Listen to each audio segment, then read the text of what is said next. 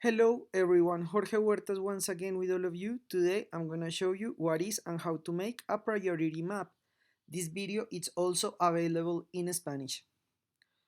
Well, this is a matrix of order and hierarchy. It got the following characteristics.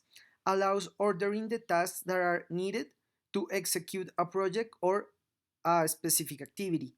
Its objective is to prioritize and order the most important activities to be carried out and assign them a hierarchy with the production process.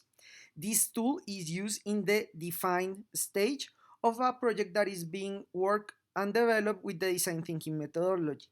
To correctly develop a map of priorities, it is essential to evaluate and score the activities that make up the process before classify them in the matrix.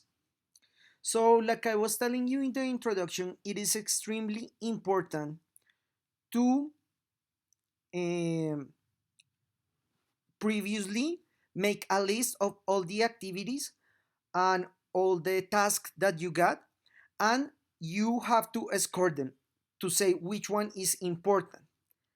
Then, like the matrix, it will be divided in four parts. It means that in this stage are the highest priority, here are the lowest priority. It means that this is the axis of urgency, and this is the axis of importance, which means is high. In this part, it will be go the most important activities and tasks. This is number one. Then the ones that comes that are important, but their urgency is not that important, so you can give it a little bit more time. Here is something that is important, however, but their urgency is also important as well. And here are the least important. Yeah, it means that it can take it for the last part. I strongly recommend to keep an open mind and always understand that this kind of situation is important for all the scores that you have been given. So if you are going to use this tool, you need to have a lot in your plate. You can use it for yourself or you can use it for a project.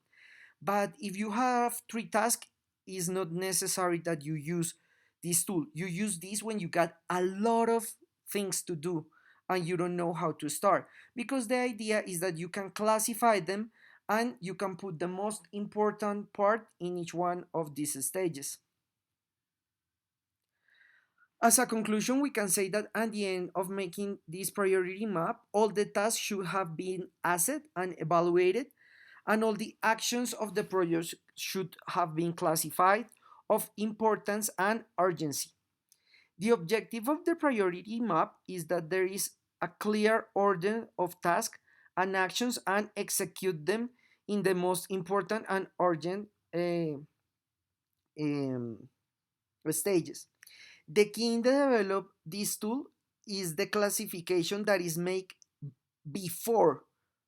I mean, it's very important that the score that you gave them, like before you classify them, is objective and, of course, evaluate the degree of importance. Thank you so much. I hope this video was a big help in your education. Please subscribe to our channel, Design Thinking 24/7. Follow us on social media.